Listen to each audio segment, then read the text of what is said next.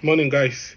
I promised to make this quick video to kind of analyze the weekend games. Um, First and foremost, what I want to say is that this is just my prediction, based on how I see the games going. I'm not advising anybody to go and place a bet on this. So don't watch this and then go and place a bet. You might win and you might lose your money, right? And I'll not take responsibility for that. But on a serious note, guys, this is not a video for anybody to watch and now go and decide that they want to bet because Frank said this person is going to win and previous predictions in the past have been accurate. Football is unpredictable. We all know. We can only say how we think it's going to go, but there's no 100% certainty. So let's jump straight into it. Chelsea versus Leicester. Leicester have been very poor in the last 4 to 5 games, and I've been singing praises of Chelsea. Chelsea is a very good side. And personally, at the beginning of this season, I said, "Oh, I'm against Chelsea," obviously because I have friends, cousins that are Chelsea fans that I want to tease. But after like the first game, even though they lost to Man City at home, they played really well. And just after that game, I said, "Oh, this Chelsea side is a different team. They are going to be good." And it's proven to be so.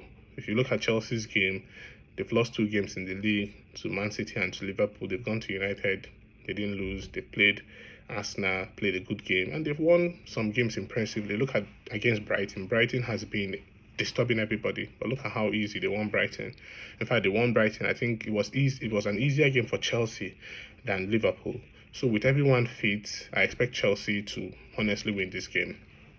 Arsenal. Arsenal is supposed to be in a title race, right? So at the beginning of the season, some of the pundits, they have Arsenal as favourite to win the league. Personally, I too wanted Arsenal to win the league. Obviously, I said I'm supporting Arsenal this season. I don't want Man City to do 5 in a row. But I didn't have Arsenal as favourite, right? Because I know for sure, and I've always argued that Arsenal is a strong team if they have their starting 11, and that's what I've been saying for the past 2 years. And all Arsenal fans will say, "Oh, it's Adawa, Frank doesn't like us," but it's the fact, right? Arsenal is a very strong team if they have the first 11. But the moment there's an injury, this is always going to happen, right? So you took only Odegaard's injury for us to start seeing that, oh, Arsenal is struggling. And it's not just Odegaard. Odegaard is back. Arsenal should be stronger. But if you take Saka off again, it's the same issue, right? So even if Saka and Odegaard are playing, if you take Saliba off, it's the same issue. So Arsenal have a lot of places whereby if one person is missing, then they start struggling. Even in the midfield as well, if Rice gets injured, it's going to be the same issue as well. Arsenal will still struggle. So that's where Arsenal is. But that being said, I still expect Arsenal to beat Forest at home. 2 wins in the last 6 games, and those wins was against Preston and Shakhtar. That's not good enough, right? So Arsenal is under serious pressure to beat Forest. I have Arsenal as favourite to win that game, but I'm keeping a close eye on that game because to me that's a dangerous game. If you look at Forest are informed this season, right? But that's not it. The major thing about Forest is they know how to get results against the big teams. They went to Brighton, they scored first, they played 2-2. They went to Chelsea, they scored first, they played 1-1. And they went to Liverpool and they scored first and they defended and they won the game. And if you look at all those games, you will see that Forest will have 29% possession, 32% possession. It means they're happy to let the opposition hold the ball, have the whole possession, and then they'll hit on the break. So this is a game that Arsenal might score early. It changes everything. Forest have to come forward to look for something, and Arsenal maybe go on to win 3-1 or something like that. But then the longer it stays at 0-0, then Arsenal is under serious pressure to kind of close the gap before Liverpool and Man City play. They will probably take risks trying to get the goal, and they might get the goal, or Forest will actually nick a goal on the break.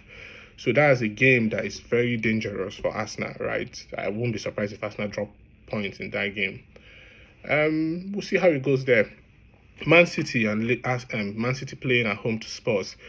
Man City is not in any crisis. I know they've lost 4 in a row. There's a lot of things in the news about Man City being in crisis, about Rodri being off, so Man City will struggle. Personally, I don't believe that Man City is in any crisis. If you look at the prediction of the Opta supercomputer, it still has Man City second favourite to win the league, obviously, because of the gap. But even this 5-point gap, it could easily be 2, right? Next week, Man City go to Liverpool. If Man City beat Liverpool, then it's 2 points, right? So I don't think that City is in any crisis. I think City will come through. They have injury issues, obviously, but I think that City will come. Look at the games that City lost, right? In most of the games, City played well, had the most chances. They were not just clinical, and that's why they lost the game. So it's the manner in which they lose. It's not like, oh, City is losing because City is struggling, but City is creating chances. On another day, they could have won at Sporting. On another day, they should have beat Bournemouth. On another day, even Brighton as well, they had chances to kill off the game against Brighton and they did not. So it could have easily been 3-win. So I still think City will come through fine. City vs Spurs is always a tough game at home, right? Spurs, they, like that whole high line and they're fast. So the moment they get behind City, City have to run backward, and we know that City struggle with teams that play that way. Look at their game against Fulham as well. They really, really struggled. They won the game 3-2, but they should have lost that game because they really, really struggled against Fulham's pace and everything. So it's not going to be straightforward, easy game for City, to be honest, right? Because Spurs will not change their philosophy. They will play the same way. But I still have City to win the game. I think City has more quality and, will be more clinical at home when they get the chances. So I think City is going to win this game. Then if we go to the game for Sunday, Southampton vs Liverpool. So if there's any game this weekend that I feel can pull an upset, is this game, right? Away, Liverpool going away to Southampton. On paper, is an easy game for Liverpool. I've been singing praises of Liverpool this season because I believe that this Liverpool team is a different team from Klopp in the sense that they are more cautious now. They don't just attack. When they have a lead, they kind of pick the time to attack and decide if they're going to defend it and keep the goal they have. Look at what they did at Arsenal, 2-2. Not going for the win, waiting for the opportunity. If it comes, fine. If it doesn't come, then we take it that way. And if you look at a lot of their games this season in the Premier League, they've won games with the odd goal, right? 2-1 Chelsea, I think 1-0 Crystal Palace, 2-1 Brighton. So there's a couple of games that have been very close for Liverpool, but they just managed the game, took the result and move on, even in the Champions League as well. So what I will say about Liverpool is a solid team. And I started arguing from like the second game of the season that the pundits are wrong, that Liverpool is well in the title race. I remember all the pundits, they were writing Liverpool off.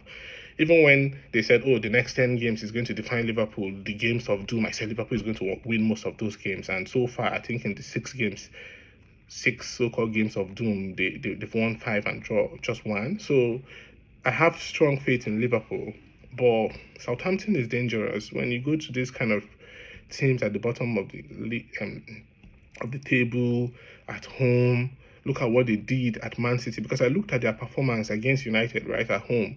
They even had the penalty they missed. They should have won that game, but they missed the chances. United took advantage.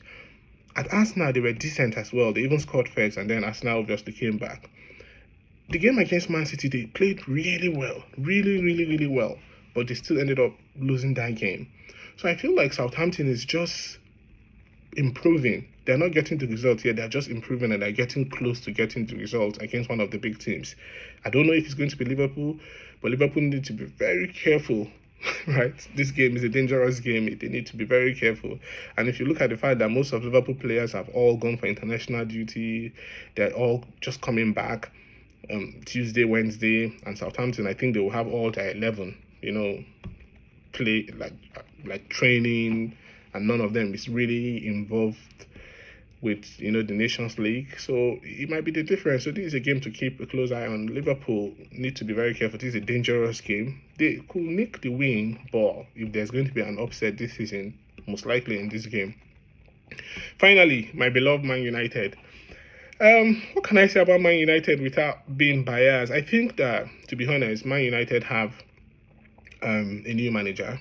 Normally, when a new manager comes, all the players want to impress that manager. So I don't know if he's going to change the way United play on day one, right? If at all he wants to try out a new tactics, the best time to do it is against Ipswich, obviously, even though, it's a team that just came from Championship. So that's where you can have the opportunity to be able to mess around. And after 20 minutes, if it doesn't work, change it. But, I feel like for United, the players are now going to try to impress the manager. Everybody wants to secure his own starting place, and that's the reason why you see anytime they change manager, you see that the team goes on to win the next game most likely, or play a draw, or put in a better performance. That's because the players will run more, they will cover more ground, because everybody wants to get his place. So you think about the first 11 he's going to pick. The guys on the bench, when they get the opportunity to come on, they're going to work very hard because they want to prove the manager that, oh, you're wrong for dropping me. With that being said, I think United should win this game. I expect United to win this game, right? I'm not saying it's going to be easy, but I expect United to win the game just because the players are going to run more, they're going to work hard, and we know that if United players run more and they work hard, they have the quality to win most of the teams in the Premier League. So I'll expect a win for United. So yeah, let's see how it goes. But again, as I said, this is just my prediction based on my analysis. It's not endorsing any form of betting. I'm not saying anybody should take these predictions and go and bet. In the past, I've been accurate with, calling all these big games or predicting how I think the games will go, but that doesn't mean I'll be accurate this time or I'll always be accurate, right? So sometimes I might be wrong. Don't go and bet on this because, you could lose all your money, right? So that's just one thing to say. Thank you.